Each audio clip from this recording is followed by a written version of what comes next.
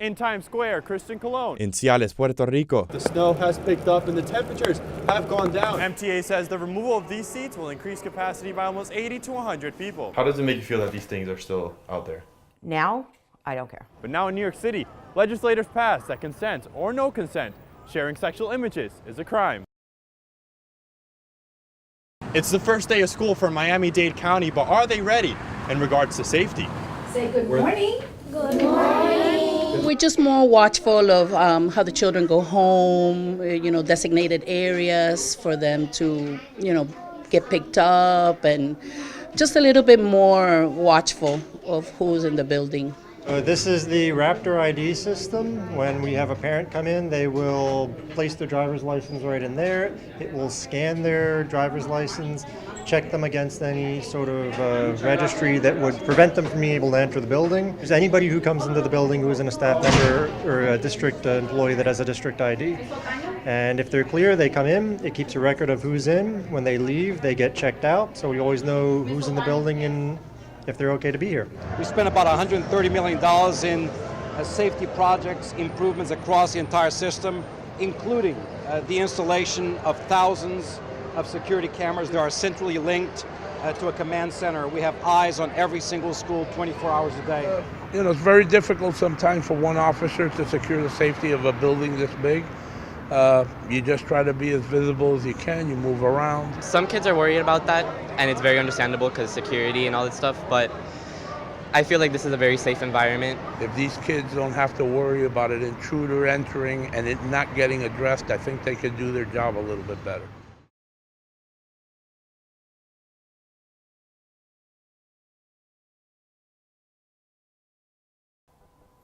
He actually made a profile for me. Imagine going online, finding sexual pictures, videos, and articles of yourself. Oh, yeah. It was the same on every site, that I was a cheater, I was a whore, I was a slut. That is what Stephanie Carrero read online, making her a victim of what is known as revenge porn.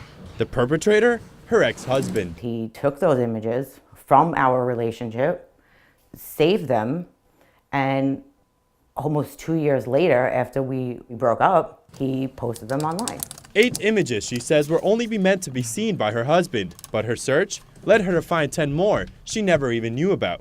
The feeling, besides being humiliated, the first thing that I thought of was my son. From therapy to lawyers, she saw no escape of that life-changing moment that brought her close to death. I said to myself, I gotta die.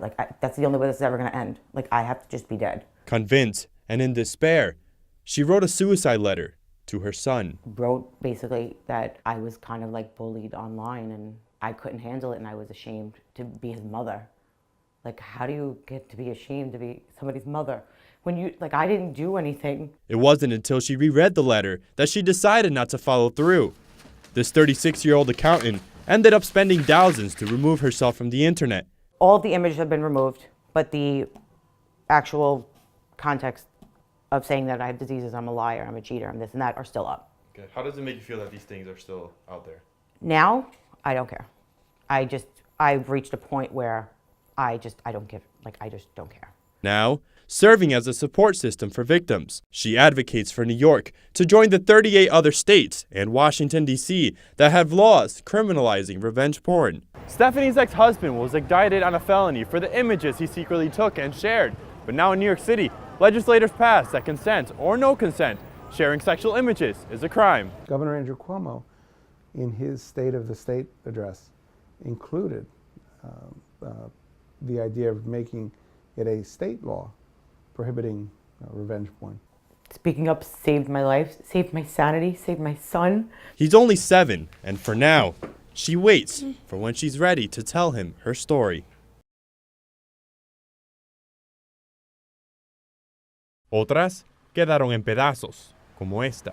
Una escuela elemental, cerrada, la cafetería, sin techo, y el silencio controla lo que un día fue un salón de kinder, y el calendario marcando el último día de clase, solo días antes del huracán. Pero entre unas pocas millas, Escuela La Nueva Urbana es una de las sobrevivientes. Aunque la estructura parece intocable, sus maestros y estudiantes siguen con el dolor. Es difícil. porque uno viene, trabaja sin luz, con calor. Y yo preferiría estar en la escuela con los estudiantes que llegar a mi casa a encontrarme que tengo que buscar agua, buscar batería. Mis amigos me ayudan, mis maestros me hacen sentirme bien. En los momentos más difíciles me hacen sentirme animada, me hacen sentirme como si yo estuviera en mi casa.